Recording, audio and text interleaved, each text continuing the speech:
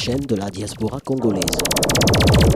Bana mboka balande de TV mbote na bino bipai nyonso bozwami bongo pona kolanda basango ya Congo tozwami bongo na mboka République démocratique du Congo na ngoma mokonzi Kinshasa bipai nini tozali awa na ndaku ya Senko bipai nini lisolo ya politique ezali kobetama na ndenge boyebaki ete accord ya 31 décembre bimaki kasi misala esila kite ezali bongo kokoba na ngonga o tozali koyebisa bino lokola pe totalisaki bino na poso eleki ete tozali awa pona kotala kolandela na oyo et bandela mindeti misala na cadre ya partage ya ba responsabilité na ndenge boyebi majorité opposition notamment rassemblement na baninga msusu ya société civile basangani bongo awa pona partage ya ba responsabilité c'est-à-dire ndenge nini bakosala po ite bakabola ba ministère na ndenge bauti ko annoncer te ba ministère il faut ezala réduit bakosala lisusu lolenge gouvernement esika o tozali ko beleza lité ba ministère ezali bongo ebele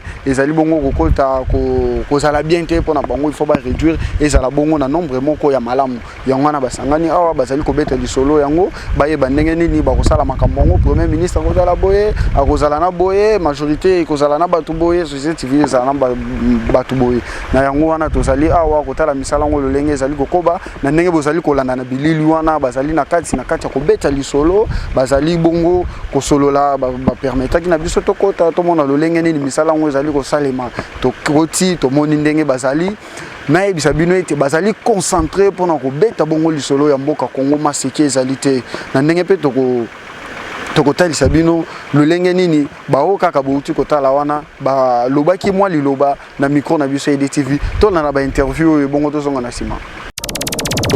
Télévision, la chaîne de la diaspora congolaise. Mbote mwana mboka. Oui, mbote. Lelo tukutani lisusu awa esengweza ya mingi lokola tomonani kasi ya yambo liboso mutuna yepa na yo na retour ya mwana mboka ya Roger Lumbala.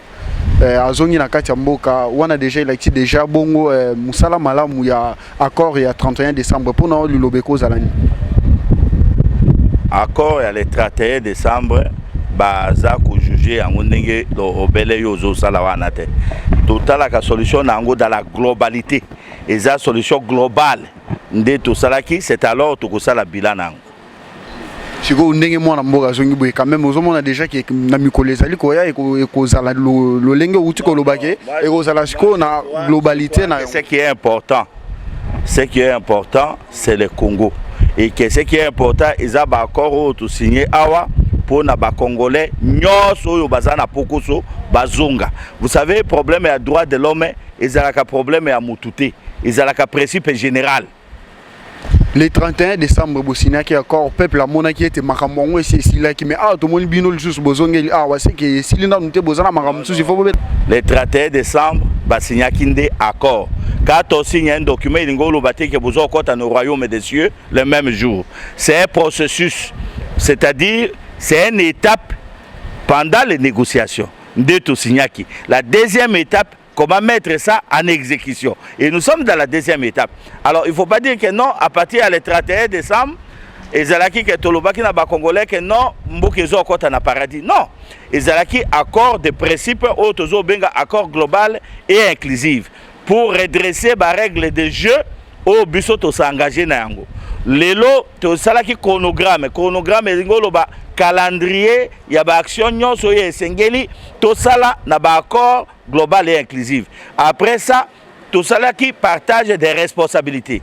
Par exemple, composante na composante baza na responsabilité nini pendant la transition. Pour créer un système ya autosurveillance mutuelle. Moi je crois que c'est ça l'objectif. Parce que lelo arboye ce qu'on a partage ba responsabilité ndongo uto loba. Lisolo ezali kokoba. Non, moi je crois que ma solo zo kende ndenge sengele ifwe kende. Webi négociation lo baba o bazana ba expérience était nde ba kende ke na modèle o bango bazo kanisa. Négociation nyonso e kende ke na malembe à un moment donné komona e continue na vitesse nyonso. Awa nga na mona ki bato bazo pesa na mbote te babandi ko pesa na mbote. Pourquoi? Parce que umeli muke. Awa na moni bato bazo lobana te bakomi ko lobana. Pourquoi? Mais bato wana ba nyonso ba kozala condamné bazala esika moko basale la Congo. Alors moi je crois pour moi c'est vraiment eloko moko ekei liboso parce que bokoko kende na ba institution d'état te neti bâcher de faïence. Oui, azotalo, dans les cas contraires, peuple ndé va périr. Tu vois? Alors moi je crois qu'il y a une avancée significative et alors qu'on a connu ça va peuple nabiso, va faire sa biso confiance, va faire sa basango confiance. Et alors que moko mayele moko yekoya koleka basango yo ezate. Mayele oya koya koleka biso nyonso azate. Mayele oya koleka peuple nyonso azate. Oyebi kokoko sa mutu moko to mibale. Mais peuple mobimba mayoko sa bango mutu wana botamina note. Si awa bosse na boyo kana ki pour la transition bongo ya une année. Mais na ndenge bozali ko continuer kana kati ya solo gouvernement na ebimité. Ozomona ndenge mikolongo ezali ka ko kende risquer boya to ya ko komati na 2018 mapona mesele lo baketo yo kana ki une année. Bato ba yo kana ki bazaba nani? Bazaba tout. Alors c'est to monique poko so ezali. To si to sala organe o balobi organe de suivi. O mbola matadi Tshisekedi wa mulumba akozala. Et ben ba problème wana nyonso ekokende kuna yenda komona que en tout cas c'est vrai na calendrier bosala ki poko se salami indépendamment ba volonté na bino il faut to sala boy to sala boy to sala yo kasi to tie kuna pamba à cause de la sagesse na expérience na ye.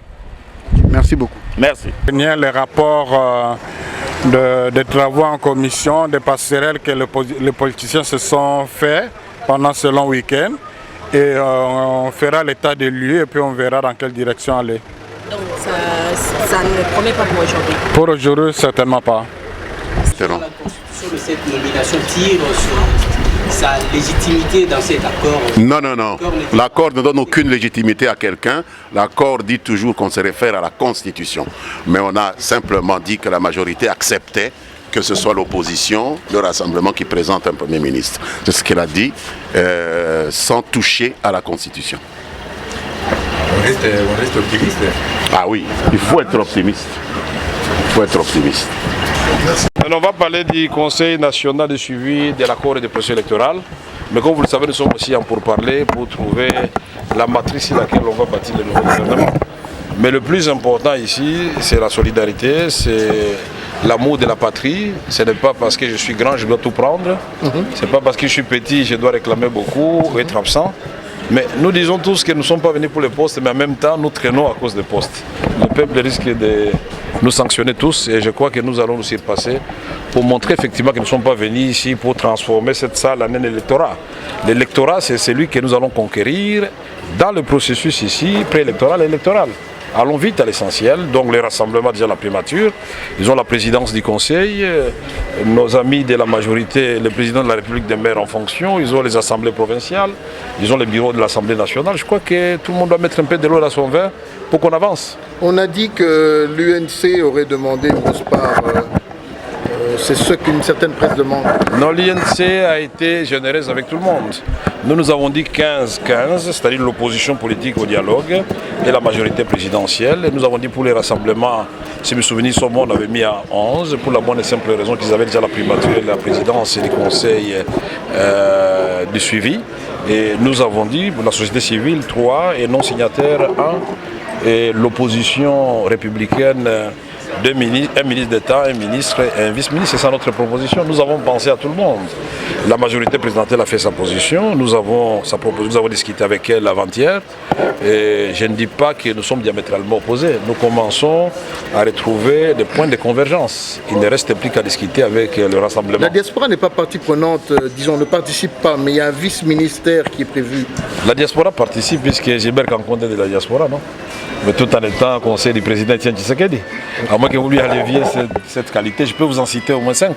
Mais président, le mode de désignation du Premier ministre bloque jusqu'à l'instant. Ça ne devrait pas bloquer à mon avis. Moi je crois que nous devons tous faire un effort. Et à partir du moment où on dit que c'est le rassemblement qui va désigner, le rassemblement va désigner et je crois que le président Tshisekedi va désigner rapidement les candidats Premier ministre selon ce que nous allons convenir ici. Merci. La majorité revient dans ces assises. La majorité présidentielle tient à honorer le mandat que le président de la République a accompli aux évêques. Les évêques ont travaillé d'arrache-pied depuis plusieurs mois et plusieurs semaines. Et donc nous pensons que cette fois-ci, nous sommes en train d'amorcer l'atterrissage. Et ça sera dans l'intérêt de la République, dans l'intérêt de la Constitution, dans le respect des institutions établies. Et donc nous sommes optimistes parce que nous savons que nous n'allons jamais bloquer ce processus initié par le président de la République. On parle des concessions que les uns et les autres se refuseraient de faire à cette étape. Une négociation signifie des concessions réciproques. Nous avons fait plusieurs concessions dès le début, notamment le fait d'avoir accepté que le Premier ministre provienne de l'opposition, déjà au niveau de l'Union africaine. S'il faut qu'il y ait encore des concessions dans l'intérêt de la République, dans le respect de la Constitution et des institutions de la République, nous les ferons. Ce n'est pas là le problème. Le rassemblement peut donc présenter un seul candidat, ça vous va? Je vous prie de pouvoir patienter concernant cette question du Premier ministre, en sachant tout simplement qu'aujourd'hui, il y a un Premier ministre établi qui fonctionne normalement. Deuxièmement, s'il faut un autre Premier ministre, ça se fera conformément à l'article 78 de la Constitution et aux différents accords que nous avons conclus, notamment au niveau de l'Union africaine le 18 octobre dernier et à la CENCO, ici, au centre interdiocésain, le 31 décembre dernier. Télévision, la chaîne de la diaspora congolaise.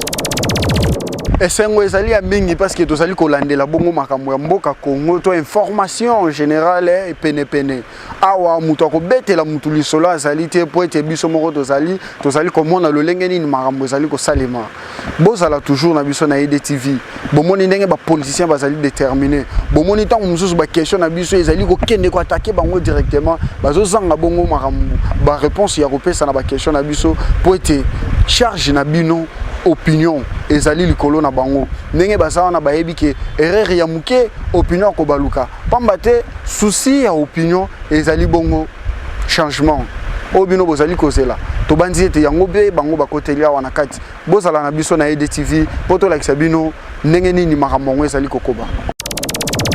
Télévision, la chaîne de la diaspora congolaise.